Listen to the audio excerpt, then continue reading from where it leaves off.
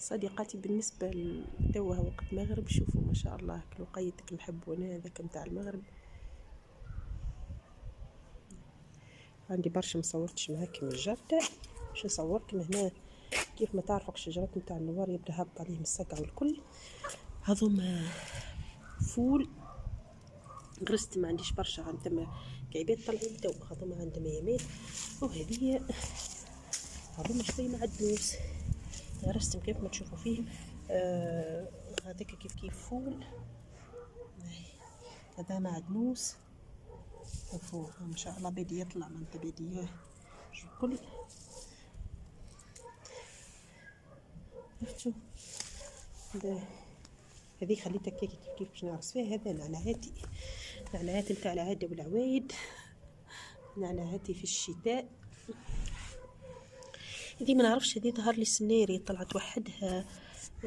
اي هذاك هو سناري طلعت وحدها. هنا كيف ما تشوفوا كرافس طلعين كيف وحدها. كانوا عندي عملوا هذه راهي بسبيس، شوفوا كيفاش طايحه طيح الريح. فهمتش علاش هنا الفلفل الاحمر وحده، ما فهمتش علاش. هذوما كيف شو مصغر الكرافس طلع وحدها. هاي طلعت لي هذه نحيت منها ما شاء الله عملوا في رمضان كرافس. باهي باش نوريكم اخر. الله محمد رسول الله. هذه دنجالتي والله عندي برشا ما ثبتش فيهاش لك عيبات. نهارين نشوف فيها منوره ونشوف فيهاش لك عيب. هاي كعيبه صغيره كي بدي تطلع. باهي نشوف ترى نلقاش كعيبه اخرى. نشوف ان شاء الله نلقى. هي زاد كعيبه اخرى ما شاء الله. شفت الحق هذوما شوي نعناعات غرستهم امس في محبس الماما. هم ما شاء الله شدين رويحاتهم التو. توا صديقاتي باش نحضر معاكم وصفة الرز بالسمك على طريقتي. باش تشوفوها معناتها ايتاب بار ايتاب، وان شاء الله تعجبكم الطريقة. جربوها واكتبوا لي كومنتات، راهي طريقة ناجحة بالحق. اول حاجة نهزوا الرز نغسلوه 3 ولا 4 مرات باش يتنحى منه النشام تاعو، وننقعوا في ماء فيه شوية كركم خاطر نحبوا يعطيني اللون الاصفر هذاك. ونخليه معناتها انا خليته بريسك ساعة يتنقع.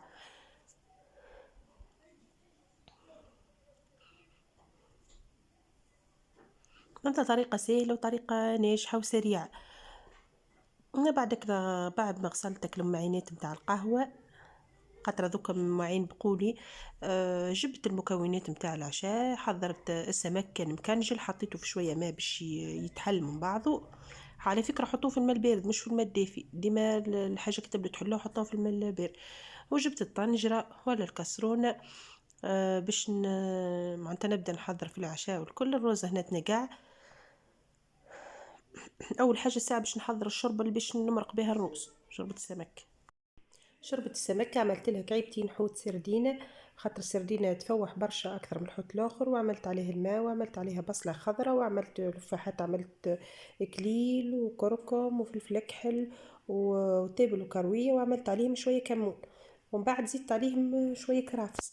نخليها تغلي تغلي تغلي بالباهي حتى الحوت يسيب النكهه نتاعو كله هو والمكونات هذوكم.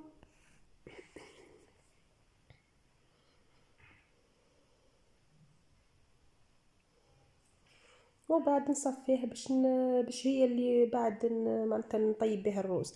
خاطر كي تطيب وحده مش باش يجيك فيه نكهه السمك، ونحنا قلنا روز بالسمك معناتها حبيت فيها الجو هذاك كيف ما روز بالدجاج ولا روز باللحم.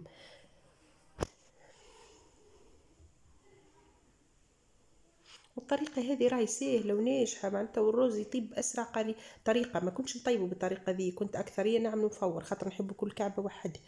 نلقى اني الطريقه ذي تجيب لي الروز ناجح، وحتى كي يبدا روز عادي مش روز بسمتي يجي ناجح وتجي كل كعبه بالحق وحده.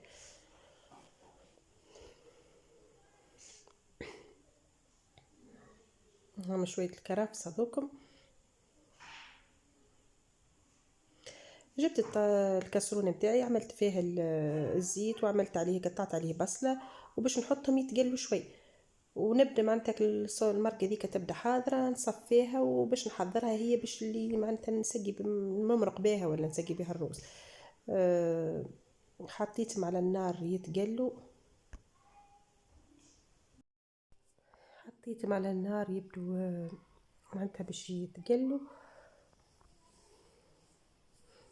وبعد تو تشوفوا كيفاش معناتها طريقته بالتفصيل عملتها.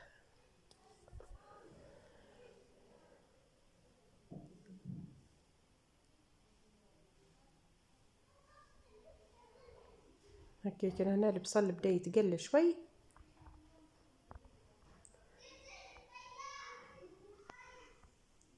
معناتها صفيه الروز بقى من الماء اللي كنت نقعته فيه، ونصبه هنا ونبدا نحرك فيه بشويه بشويه، معناتها نبدا نقلي فيه، خاطرك التغليفه هذيك اللي يهزها من الزيت ويهزها من نكهه البصل، التغليفه هذيك هي اللي تخليه من بعد يجيك كعبه كعبه، خاطر الروز كطيبه في الماء ديريكت من غير التقليه راهو يعجن، معناتها ما يجيش هكا الكعبه وحدها. بقيت نقلي فيه، توسع عليه بالك ما تخليش يلصق، تقليه ماذا بيك تبدا كسرونه ما تلصقش. لما حال الكسرونه هذه مش كنوعك نقولوا اللي ما تلصقش، اما بالحق ما لصقتوش، طلعت لي نتيجه هايله.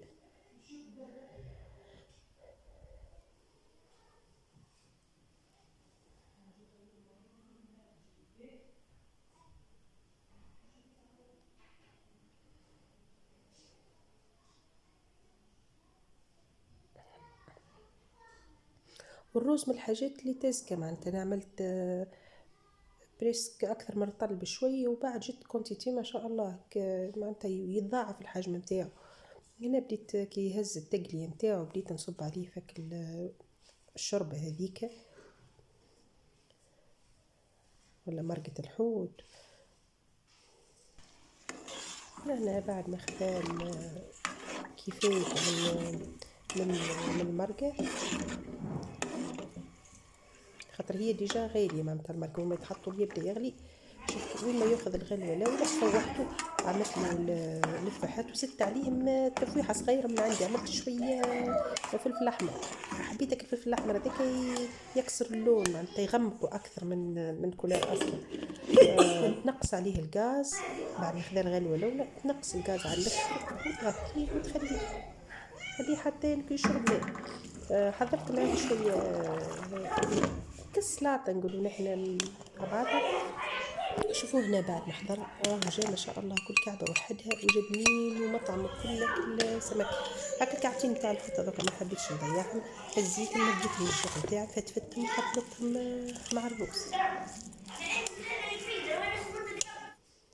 بالنسبه للسلطه عملت بطاطا، عملت عليه بصله خضراء، هنا قليت شويه كيكه ومعاهم شويه فلفل اخضر، هذه راهي اختراعات من عندي معناتها مش اكلات. ساعات ظهر لي نحب نصنع أكلة واحدة، نخترع أكلة واحدة ونحب نجي زيارة.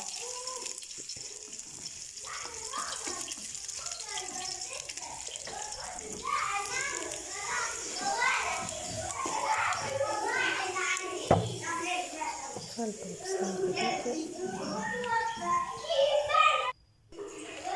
يعني شوية بطاطا وشوية فلفل أخضر وشوية بصل أخضر، وعملت عليهم عظمة مصموطة، وجليت الحوتات الآخرين. تعجبني الحوت المقلي في السيتي، معناتها نحافظ على نكهته الكل. وهذا عشان ان شاء الله وديتكم مشاهدكم صديقاتي الكل اللي تتبعوا فيا، ان شاء الله عجبكم، وان شاء الله عجبتكم فكره الرز هذه، راهي فكره وطريقه سهله برشا، وراكم تشوفوا فيه كل الكعبه وحدها، وجدتكم كميه ما شاء الله. ان شاء الله تعجبكم، جربوها وقولوا لي في الكومنتات، شاركت معاكم عشايا، وان شاء الله يا ربي ديما نشارككم فيديوهاتي. ان شاء الله عجبكم الفيديو صديقاتي الكل. اليوم اخر نهار في الامتحانات، ان شاء الله بالنجاح والتوفيق للصغيرات كلها، وبسلامه.